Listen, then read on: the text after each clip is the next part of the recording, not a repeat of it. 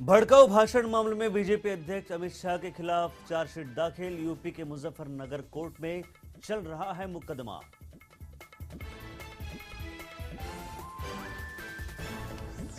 Supreme court ने राज्य सरकार के फैसले पर लगाई रोक। बार लाइसेंस रद्द करने के फैसले पर रोक। केरल के 700 बार को मिली राहत।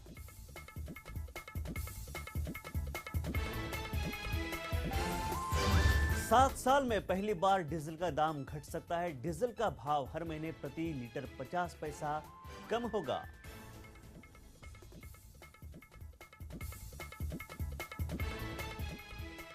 और भारत के प्रधानमंत्री नरेंद्र मोदी अमेरिकी राष्ट्रपति से सितंबर में करेंगे मुलाकात। दोनों के बीच कई मुद्दों पर होगी चर्चा।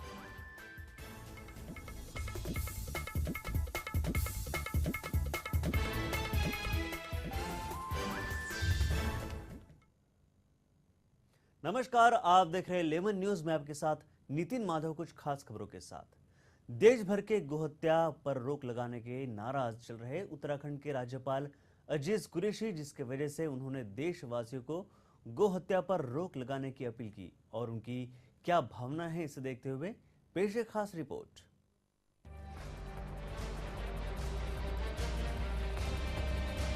उत्तराखंड के राज्यपाल महामहिम डॉक्टर अजीज कुरैशी ने गौ हत्या पर पूरी तरह से अंकुश नहीं लग पाने पर अफसोस जाहिर किया है। गाय को भारतीय संस्कृति का आधार बताते हुए डॉक्टर कुरैशी ने कहा कि गौ संरक्षण और संवर्धन के लिए बनाए गए कानूनों का सख्ती से पालन होना चाहिए। अतीत के दिनों को याद करते हुए उन्होंने कहा कि मध्य प्रदेश में गौ हत्या बंदी कानून बनाने के लिए उन्होंने विशेष अभियान चलाया था। उन्होंने कहा कि वो पिछले 40 वर्षों से गौ संवर्धन और गंगा स्वच्छता अभियान के लिए विभिन्न मंचों से आवाज उठाते रहे हैं। मेरी कोई हैसियत हुई राजनीति में, मैं इसको सपोर्ट करता आ रहा हूँ, मतलब बोलता आ रहा हूँ, कहता आ रहा हूँ। हर फोरम में मैंने कहा है इस बात को। पिछले 40 वर्षों से मतलब ये एक तो बीफ के ऊपर, एक शिकार के ऊपर, मतलब ये वाइल्ड लाइफ, तो मैंने टच भी नहीं करता इन दोनों बातों को आगे। गौ हत्या करने वालों का सामाजिक बहिष्कार करने की बात कहते हुए महामहिम डॉक्टर अजीज कुरैशी ने कहा कि जो लोग गाय की हत्या करते हैं, कानून को उसके साथ किसी तरह की रहमदिली नहीं दिखानी चाहिए। कि गौवध पर टोटल पाबंदी लगाई जाए, गौवध को टोटली बैन किया जाए पूरे भारत के अंदर आके, क्योंकि ये बड़ा डेलिकेट इशू है, भावनाओं से जुड़ा हुआ है हिंदू भाइयों की। ये अगर कर दोगे तो बहुत उनका विश्वास जीत पाओगे। ये हिंदुस्तान के उन सारे लोगों को जो गाय का मांस खाते हैं, वॉलंटरली आगे आकर करोड़ों हिंदू भावनाओं की भावनाओं का सम्मान करते हुए वॉलंटरी इस पर कहना चाहिए कि हम टोटली फाइट करेंगे इसके लिए, स्ट्रगल करेंगे इसके लिए। और जो असामाजिक तत्व कानून को तोड़ते हैं, भावनाओं के खिलाफ काम करते हैं, उनके खिलाफ कार्रवाई करेंगे और उनका समाज से हम बहिष्कार करेंगे उनका। गंगा की पवित्रता और स्वच्छता को बनाए रखने के लिए राज्यपाल महामहिम डॉक्टर अजीज कुरैशी ने कहा कि गंगा आम आदमी की आस्था और समाज के आर्थिक उत्थान से भी जुड़ी है। 1.5 साल पहले मुझे बुलाया शंकर आचार्य जी ने महाकुंभ इलाहाबाद। फोन आया कि तुम्हें आना है था। मैं वहाँ के क्या करूँगा आगे। उन्होंने कहा नहीं, तुमको आना है, यहाँ के बोलना है मेरे समय विश्वर में आगे। कल मैं गया तो उनका लंबा चौड़ा एजेंडा है उनका आगे। तो मैं उसमें वहाँ बोला था मैं आगे कि ये गौवध जो है ये कोई लीगल इशू नहीं है, कानून से पाबंदी लगाने की बात नहीं है। ये हिंदुस्तान के उन सारे लोगों को जो गाय का मांस खाते हैं, वॉलंटरली आगे आकर करोड़ों हिंदू भावनाओं की भावनाओं का सम्मान करते हुए वॉलंटरी इस पर कहना चाहिए कि हम टोटली फाइट करेंगे इसके लिए, स्ट्रगल करेंगे इसके लिए। कि गंगा माता जो है वो खाली हिंदुओं की धार्मिक भावना जुड़ी हुई है, लेकिन खाली हिंदुओं की मिरास नहीं है, संपत्ति नहीं है। हिंदुस्तान का हर रहने वाला, उसका कल्चर, ट्रेडिशन, आर्थिक उसकी समस्याएं, खेती, बिजली, सिंचाई, यातायात सब जुड़ी हुई है। मतलब गंगा हमारी इसलिए हमारे लिए आदरणीय है कि हमारा जीवन का बहुत बड़ी हमारा जो संपत्ति है वो, और हमारा भाग जुड़ा हुआ है उससे। और मैंने कोट किया अल्लामा इकबाल को, पंडित दरू, मैंने कहा बहुत इसको पसंद करते थे। अल्लामा इकबाल का एक शेर था, अय आबरूद गंगा वो दिन है याद तुझको, उतरा तेरे किनारे जब कारवां हमारा। आर्यंस की जो रैबल है वो बताया उन्होंने इसको बना के लिए। और हज़ारों पोएम्स हैं गंगा के ऊपर, गंगा की पवित्रता पर, महानता पर, वर्जिलता पर, हज़ारों पोएम के उर्दू में है, पर्शियन में है, जो मौजूद यहाँ पे। तो मैंने कहा गंगा माता की जो अर्लियर उसकी जो शान थी, सफाई थी, महानता थी, उसको रिस्टोर करना चाहिए। राजभवन में चर्चा करते हुए गाय और गंगा पर चिंता जताकर राज्यपाल महामहिम डॉक्टर अजीज कुरैशी ने उम्मीद जताई कि पुनीत कार्य के लिए कानून के साथ साथ सामाजिक सरोकारों से जुड़े लोगों को आगे आना चाहिए।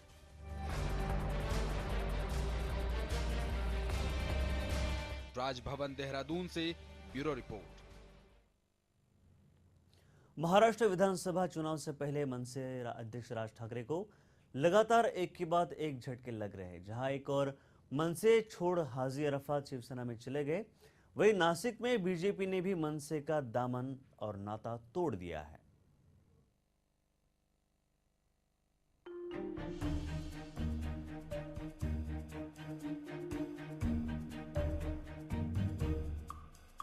महाराष्ट्र की काया पलट करने का दावा करने वाले राज ठाकरे को लगातार चुनाव से पहले मिल रही है कड़ी चुनौती।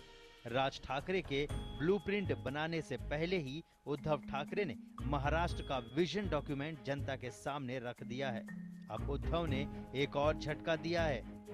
कभी मनसे में अहम भूमिका निभाने वाले हाजी अरफात शेख शिवसेना की छत्र छाया में आ गए हैं। ये झटका राज को चुनाव से पहले महंगा पड़ सकता है। राज ठाकरे की मुसीबतें यहीं कम नहीं हुई है, उन्हें एक और झटका लगा है। नासिक में जहां उनकी सत्ता महानगर पालिका में थी, कभी उनके साथ गठबंधन निभा रही बीजेपी ने भी उनका साथ छोड़ दिया है। शायद ये उद्धव का बढ़ता दबाव है। अगर बात करें नासिक महानगर पालिका की, तो नजर डालते हैं उन आंकड़ों पर जो तय करेगा कि अगला मेयर नासिक से कौन होगा। मनसे 39 सीटें, BJP 19, Shiv Sena RPI 23, NCP 20, Congress 13, CPM 2 और निर्दलीय 6 है। यानी कुल मिलाकर 122 सीटें हैं। अगर बीजेपी शिवसेना एक हुई तो बीजेपी शिवसेना और आरपीआई की 19 और 23 सीटें मिलाकर 42 सीटें होती है। क्योंकि निर्दलियों के साथ लेकर भी 62 का मैजिक फिगर नहीं मिलता, इसलिए अब मेयर चुनाव की चाबियां कांग्रेस और एनसीपी के हाथ में चली गई है। अब सवाल ये भी उठता है कि क्या मनसे एनसीपी या कांग्रेस के साथ हाथ मिलाकर महाराष्ट्र के राजनीति को नया मोड़ देगी। मराठी मुद्दों को लेकर अपना अस्तित्व बनाने वाले राज ठाकरे को लगातार शिवसेना की तरफ से मात मिलती जा रही है और शिवसेना अपनी बढ़ती ताकत से आने वाले विधानसभा चुनाव में सत्ता बनाने का दावा कर रही है। उनके ये दावे उस वक्त ही पूरे हो सकते हैं जब मराठी वोटों का विभाजन न हो। ये बात उद्धव बखूबी जानते हैं, लेकिन बगावत के जो सुर मनसे में उठना शुरू हुए हैं, वो आने वाले दिनों में राज की मुश्किलें और भी बढ़ा सकते हैं। Bureau report, lemon news.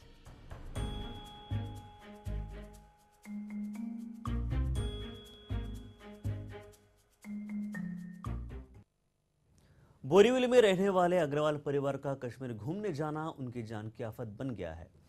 5 सितंबर को 11 बजे मुंबई के फ्लाइट से वो श्रीनगर गए थे। अग्रवाल परिवार में पुरुषोत्तम अग्रवाल, कुमकुम अग्रवाल, रामरतन अग्रवाल, कैलाश अग्रवाल, खुशबू अग्रवाल और इशार कमल कश्मीर गए थे। श्रीनगर में वो ममता होटल में रुके थे क्योंकि अगले दिन उन्हें घूमने जाना था। पर जैसे ही बाढ़ की खबर मिली, ये लोग घबराने लगे। 7 अगस्त को सुबह तक बात हुई, उसके बाद उनसे संपर्क टूट गया है और अभी भी संपर्क नहीं हो पा रहा है। सुबह 11 बजे की फ्लाइट से श्रीनगर एयरपोर्ट पे उतरे और वहाँ से डायरेक्ट दाल लेक गए थे। उसके बाद नेक्स्ट डे वो होटल ग्रैंड ममता में चेक इन हो गए थे। उसके बाद संडे तक कुछ इतनी प्रॉब्लम नहीं थी, लेकिन संडे दोपहर के बाद से फ़ोन आना शुरू हो गया कि यहाँ पे सुना है पानी का लेवल बढ़ रहा है, नदी का पानी यहाँ दाल लेक में छोड़ेंगे, पानी यहाँ आ जाएगा। और शाम को 7 बजे तक तो वहाँ पूरा पानी आ चुका था। सामने एक होटल ममता है, वहाँ पे पानी आ चुका था। उसका डर बैठ गया क्योंकि उसने वो पानी देख लिया था, वो सुन लिया था कि पानी वहाँ भर रहा है, तो उससे वो बहुत घबरा गया। और बार बार उसका यही मैसेज था, मम्मी मुझे आपके पास आना, मुझे बहुत डर लग रहा है, आप मुझे अपने पास बुला लो। 5 तारीख को बोट हाउस में भी रहे थे, हमारी बातें उनसे होती रह रही थी। 6 तारीख को भी उनसे बात हुई थी, वो लोग होटल में गए थे और वो लोग वहाँ से पहलगाम और गुलमर्ग घूमने जाने वाले थे, लेकिन बारिश होने की वजह से वो लोग वहाँ नहीं जा पाए। और हमारी बात उनसे संडे 7 बजे तक शाम को बस वो लास्ट आखिरी बात हुई थी। उसके बाद में अभी जो 48 घंटे होने आए हैं, हमारी कोई कांटेक्ट नहीं है कहीं से भी। हम सब जगह से ट्राई कर रहे हैं, उनका लैंडलाइन नहीं, इलेक्ट्रिसिटी नहीं है वहाँ पे, उनका कॉन्टैक्ट नहीं हो रहा है, इंटरनेट नहीं चालू है, इसलिए उनसे हम बात फ़ोन पे भी बात नहीं हो पा रही है, कम्युनिकेशन प्रॉब्लम है। जम्मू कश्मीर में आई भारी बाढ़ में 40 लोग राजकोट में फंसे हुए हैं। राजकोट के भी फंसे हैं। ये सभी प्रवासी फिलहाल जम्मू से राजकोट आने के लिए रवाना हो चुके हैं, मगर इन प्रवासियों को मदद करने की बात को लेकर प्रशासन और ट्रैवल एजेंसी आपस में उलझते दिख रहे हैं। काव्या ट्रैवल्स ने एजेंसी प्रशासन पर आरोप लगाया कि उनके कई बार कहने पर भी प्रशासन की तरफ से उन्हें कोई मदद नहीं मिल पा रही है। राजकोट के जो 36 लोग टूर में गए थे, उनके टूर ऑपरेटर का कांटेक्ट हमारी ऑफिस पे किया उन्होंने। हमने अनंतनाग डीएम के कांटेक्ट करने की काफ़ी कोशिश करी, फिर भी सब टेलीफोनिक कांटेक्ट नाकाम रहे। स्टेट गवर्नमेंट ने भी जेएनके गवर्नमेंट के थ्रू कांटेक्ट करने की कोशिश रिलीफ कमिश्नर के थ्रू करी है। मीनवाइल उसी टूरिस्ट में से किसी का इस टूर ऑपरेटर के ऊपर मेल आया। वो जिस मेल आईडी पे से आया था उसी मेल आईडी का रेफरेंस करते हुए यहाँ के डीएम साहब राजकोट ने डीएम साहब अनंतनाग को एक मेल करा 8 तारीख को शाम को 3 बजे कि ये मेल आईडी से वहाँ पे इन लोगों का सेफ होने का संदेश आया है कि they are safe and they are to travel to Jammu for Gujarat. So district administration ने हो सके उतनी कोशिश इस सिचुएशन के अंदर जहां कांटेक्ट होने की कोई संभावना नहीं थी, ऐसे में करने की कोशिश करी है। प्रशासन को हमने इन्फॉर्म किया है। यहाँ पे कलेक्टर, डिप्टी कलेक्टर, जो डिजास्टर मैनेजमेंट टीम गांधीनगर की है, वहाँ एक उनके इंचार्ज कोई वाघेला साहब है, उनको भी इन्फॉर्म किया है, बट वहाँ से हमको कोई रिस्पॉन्स आया नहीं है कि क्या हो रहा है कि क्या नहीं हो रहा है। पालघर जिला के मोतीलाल कांजे कनिष्ठ महाविद्यालय चिंचणी, यहाँ पर काम करने वाले 4 अध्यापक और उनका परिवार कश्मीर में महाप्रलय में फंसे हैं। अनिल कुमार सिंह, शिव प्रकाश गुप्ता, सुभाष धनगर और अनिल संखे, ये सभी लोग श्रीनगर से 70 किलोमीटर की दूर अंतनाथ में अटके हुए हैं। मंगलवार सुबह 9 बजे उनका संपर्क हुआ था, तब से लेकर अब तक उनका कोई संपर्क नहीं हो पा रहा है। रिलेशन वाले गए हैं, हमारे चिंचणी कॉलेज के प्राध्यापक, उनकी फैमिली सब 29 तारीख को यहाँ से निकले हैं। उनके बीच में फोन आ रहे थे, सब ठीक से चल रहा है, पर कल सुबह उनका जो लास्ट कांटेक्ट हुआ हमारा, वो अनंतनाग में पहुंचे हुए थे और अनंतनाग से उनके बाद अभी तक कुछ उनका कांटेक्ट हुआ नहीं है। वो गवर्नमेंट का वही फोन करके उन्होंने बोला कि हमें कुछ मदद मिले, गवर्नमेंट से हमें कुछ मदद मिले, कोई आर्मी वाले आए हमें यहाँ से निकाले। तो बस हमारी भी यही इच्छा है कि कोई तो उनको जाके मदद करे, किसी भी तरह से उनको अच्छे से छुड़वा के यहाँ तक लाए, पालघर में वो फिर से। जम्मू कश्मीर में बाढ़ ने पूरे प्रदेश को तबाह कर दिया। प्रधानमंत्री ने देश के सभी राज्यों को जम्मू कश्मीर में आई आपत्ति के लिए मदद की गुहार लगाई है। इसी कड़ी में गुजरात के सभी बड़े शहरों में जम्मू कश्मीर में फूड पैकेट भेजे जा रहे हैं। गुजरात के अहमदाबाद, सूरत, वडोदरा समेत सभी बड़े शहरों से फूड पैकेट हवाई जहाज के जरिए वहां जम्मू कश्मीर में बाढ़ से प्रभावित लोगों को पहुंचाए जा रहे हैं।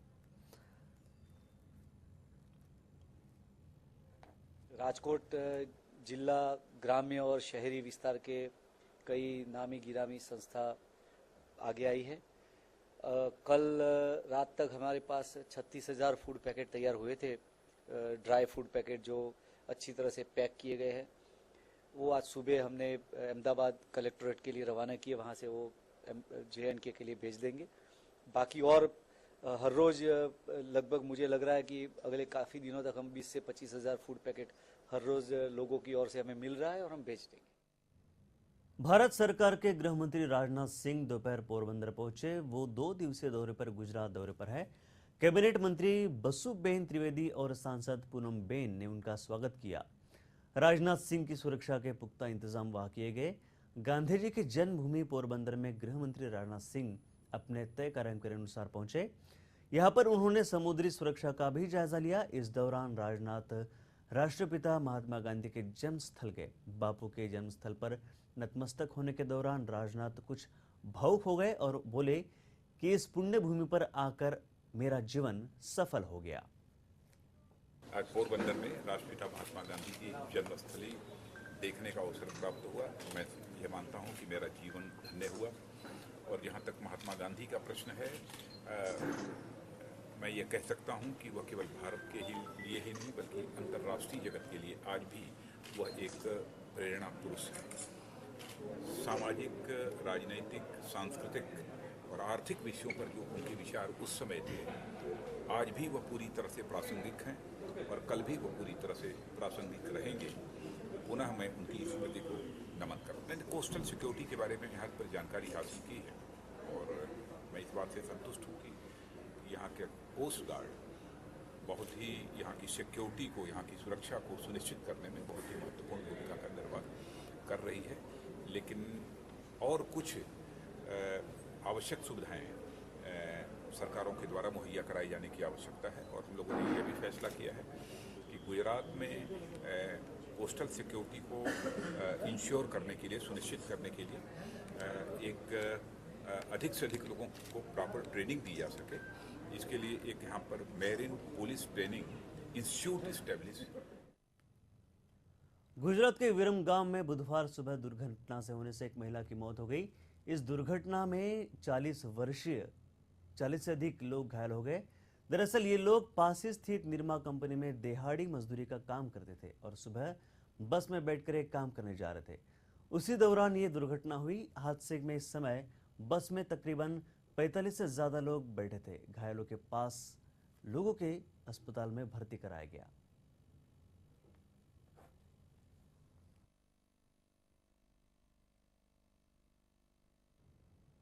नवी मुंबई क्राइम ब्रांच ने 5 शातिर आरोपियों को गिरफ्तार किया जो बड़े ही शातिराना अंदाज में ठगी की वारदात को अंजाम दिया करते थे, जिन्होंने मुंबई और पुणे के वाहनों को महाराष्ट्र के बाहर गिरवी रख लाखों रुपए के हेराफेरी को अंजाम दिया। साथ ही आपको हैरानी होगी कि 5 आरोपी के पास से अब तक 31 गाड़ियां बरामद की गई है। नगर में एक कंप्लेन दाखिल हुआ था सतीश सदानंद सावंत करके आदमी का कि जिसकी स्कॉर्पियो गाड़ी ये एक शंकर और श्रीकांत नाम के 2 लोगों ने कहीं भाड़े पे लगा देता हूं करके लेके गए थे और कुछ दिनों के बाद ये गाड़ी गुमराह हो गई। उसको कहीं लेके गए पता नहीं चला। वो गुना दाखिल होने के बाद 1 महीना इस मैटर पे Navi Mumbai police crime branch आर्थिक गुना शाखे ने काम किया था और 1 महीना सारी मेहनत लेने के बाद इनके सारे साथीदार जो है 5 लोग इसमें गिरफ्तार किए, जिसमें से 2 उत्तर प्रदेश के हैं, बाकी 3 यहाँ के रहने वाले हैं। ये 5 लोगों को इंट्रोगेशन के बाद पता चला कि इन्होंने काफ़ी गाड़ियाँ लोगों से उठाई है किराए पे लगाने के लिए और 1-2 महीने का किराया देने के बाद वो गाड़ी यहाँ से लेके जाते थे, अपना मोबाइल स्विच ऑफ करते थे और ऐसी तकरीबन 24 गाड़ियाँ 4 व्हीलर व्हीकल जिसमें स्कॉर्पियो, उसके बाद स्विफ्ट डिजायर है, Tata Indigo, Tata Indica, WagonR, Hyundai i20, Tata Manza and Chevrolet, ये सारी कंपनियों के 24 व्हीकल्स नवी मुंबई क्राइम ने रिकवर किए। गुजरात के जैतपुर में पुलिस कस्टडी के दौरान एक युवक की मौत का मामला सामने आया। पुलिस कस्टडी में युवक की मौत के बाद थाने में हड़कंप मचा हुआ गया। दरअसल रक्षाबंधन के दौरान हुई लूट के मामले में युवक को गिरफ्तार किया गया था। शाम को जब पुलिस ने खाना देने के लिए जब पुलिस ने लॉकअप खोला तब युवक बेहोशी की हालत में मिला। उसे तुरंत हॉस्पिटल ले जाया गया जहां डॉक्टर ने उसे मृत घोषित कर दिया। कस्टडी वाला बेभान अवस्था में पुलिस वाले लाए थे सहो जैतपुर। यहाँ मेरे पास जब मैं फर्ज ऊपर था तब तो मैंने जांच किया तो वो डेड था, वो डेड डिक्लेयर कर दिया उसको, और अभी कस्टोडियन डेथ है, इसकी वजह से राजकोट एफएम डिपार्टमेंट में उसको पीएम के लिए रिफर कर दिया। जेतपुर सिटी पुलिस स्टेशन में कल कालू उर्फ भीखा भाई सोलंकी देवी पूजक, इसकी कस्टोडियल डेथ का मामला हमारे सामने आया है। अरेस्ट किया और जब इसको शाम के टाइम में खाना देने के लिए गए 7:30-8 बजे के तकरीबन, तो देखा कि ये कोई रिस्पॉन्ड नहीं कर रहा है। तो उसी समय तात्कालिक पुलिस इसको डॉक्टर के पास लेके गई। वहाँ पे डॉक्टर ने इसको मृत जाहिर किया है। के साथ धौराजी में उसने लिखाया था कि इस तरीके से पूरा वो फरियाद नहीं है, क्योंकि इसकी डेथ तो कल हुई है, वो फरियाद परसों हुई है। तो उस फरियाद के अंदर ही उल्लेख है कि इस तरीके से उसने मेरे ऊपर अटैक करने की कोशिश की, तो उसके हाथ से मैंने लकड़ी छीन ली थी और हमारी झपाझपी हुई थी। ये 2 दिन पहले की फरियाद है। और उसके बाद जिस तरीके से नेक्स्ट डे पुलिस को मिला था, तो हो सकता है कि उसमें भी जो भी इसका झपाझपी में भी कुछ रहा हो, बट ऐसा कोई भी इसकी ईजा के निशान नहीं है इसकी बॉडी पे जिससे लगे कि बहुत कोई गंभीर ईजा है। तो ये कोई ज़्यादातर जो अभी लग रहा है कि शायद किसी अंदरूनी कारण से इसकी डेथ होनी चाहिए। And as a police department हम लोग को यही एक लग रहा है कि अगर ये होता तो शायद गुजरात राज्य की एक बहुत बड़ी डिटेक्शन होती कि और कई बड़े बड़े गुनाहों को हम लोग उकेल सकते। But ultimately this is the police department loss, मैं तो यही कहना चाहूँगी। और इसलिए पुलिस का इसमें अभी प्राथमिक दृष्टि में ऐसा किसी का भी कोई इंटेंशन नहीं है कि जिससे हम कह सकें। बट सिंस कस्टोडियल डेथ है, क्योंकि हमारी कस्टडी में इसकी डेथ हुई है, तो हमने एज पर नॉर्म इसका पूरा रिपोर्टिंग किया है। पूरा NHRC को जो रिपोर्ट करने की तजवीज़ है वो सब हमने हाथ धरी है अपनी तरफ से। भारी बारिश के चलते अब गुजरात के नर्मदा बांध में भरपूर पानी आ चुका है। इस पर गुजरात के सीएम आनंदीबेन पटेल ने खुशी व्यक्त की। इसके साथ ही राज्य के नागरिकों ने भी बधाई दी। मौके पर वो कांग्रेस पर निशाना साधने से नहीं चुकी।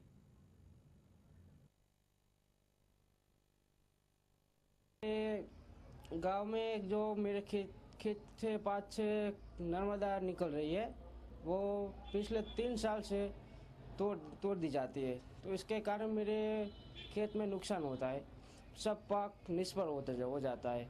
मैं 3 साल से ब्याज पैसे लेके खेत में बियारण है, खातर है, वो सब लाता हूँ और उगाता हूँ। लेकिन ऐसे बारिश होती है तो कैनल तोड़ देते हैं, इसके कारण मुझे इसका नुकसान होता है। मैंने पिछले साल भी कैनल वाले अधिकारी से बातचीत की थी, अर्जी भी दी थी, लेकिन वो कुछ सुन नहीं रहे। इस बार भी उसी तरह तोड़ दिए, तो इसके कारण मुझे बहुत नुकसान गया है। हमने उसको बताया तो उसने बोला कि कलेक्टर साहब ने हुक्म दे दिया तोड़ने का, इसीलिए तोड़ दी है। तो अब तो हमको फांसी खाने का बारी आ गई है। अब हमारे पास कोई दूसरा उपाय भी नहीं। चीन के राष्ट्रपति जिनपिंग अब भारत के दौरे पर आने वाले हैं। इस दौरान वो न सिर्फ पीएम मोदी से मुलाकात करेंगे बल्कि गुजरात दौरे पर भी जाएंगे। वहां मुख्यमंत्री आनंदीबेन पटेल से भी वो मुलाकात करने वाले हैं। अभी मोदी को पीएम बने कुछ ही महीने हुए कि उनकी कीर्ति दूसरे देशों में पहुंच चुकी है। इस बात का अंदाजा इस बात से आता है कि चीनी राष्ट्रपति ने मोदी के जन्म स्थान वड़ग नगर में जाने की ख्वाहिश जाहिर की। आपको बता दें कि वो आने वाले 17 तारीख को भारत आएंगे। तारीख को नरेंद्र भाई मोदी आएंगे और 17 तारीख को चाइना के प्रेसिडेंट आने वाले हैं। चाइना के जो प्रेसिडेंट आने वाले हैं वो 2:30 बजे आएंगे 17 तारीख को, और इसके बाद जो MOU वगैरह साइन करना है वो साइन करेंगे, और एक डिनर होगा पीएम की ओर से, और बाद में शाम को 6 बजे 7 बजे दिल्ली जाएंगे।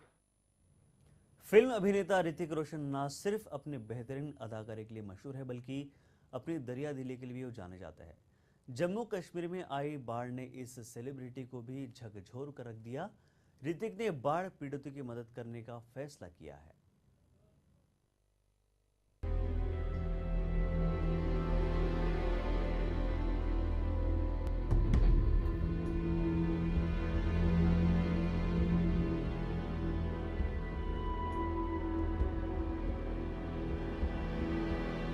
धरती की जन्नत कहा जाने वाला कश्मीर इन दिनों बाढ़ से बेहाल है।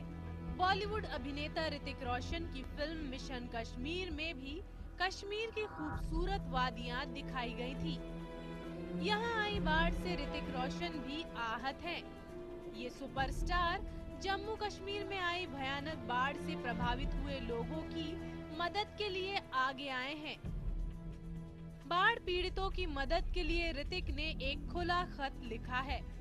ऋतिक ने लिखा है, मैं ऋतिक रोशन हूँ। मैं जम्मू कश्मीर की बाढ़ की न्यूज़ कवरेज देख रहा हूँ और बहुत दुखी हूँ। कई लोग बेघर हो गए जबकि कई जिंदगियाँ बह गई। मैं जम्मू कश्मीर कई बार जा चुका हूँ। वहाँ मैंने अपनी कई फिल्मों की शूटिंग की है। मैं समझता हूँ कि वहाँ के लोग इस तबाही का कैसे सामना करेंगे। मैं उन लोगों की मदद के लिए कुछ करना चाहता हूँ और जानता हूँ कि मुझे चाहने वाले लोग भी उनकी मदद करना चाहेंगे। आप भी मुझे ज्वाइन करें और सब मिलकर कश्मीर के बाढ़ पीड़ितों के फंड एकत्रित करते हैं। साथ ही अभिनेता ने किट के लिए पैसा जुटाने की अपील की है, जिसमें कंबल, साबुन, टूथब्रश, टूथपेस्ट आवश्यक वस्तुएं शामिल हैं। एक किट की कीमत लगभग 5,000 रुपए है। ऋतिक खुद भी 200 किट दान करेंगे। Shilpa Ronghe, Lemon News, Mumbai.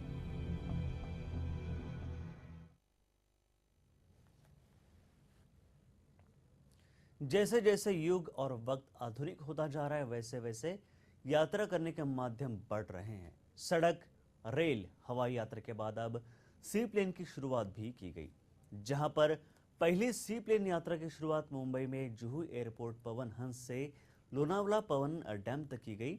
वहीं अब मुंबई से शिरडी के लिए भी सी प्लेन यात्रा शुरू होने जा रही है। जी हां, आने वाले 19 सितंबर से शिरडी के लिए सी प्लेन की यात्रा शुरू की जाएगी। आपको बता दें कि मुंबई से शिरडी का फासला 250 किलोमीटर है।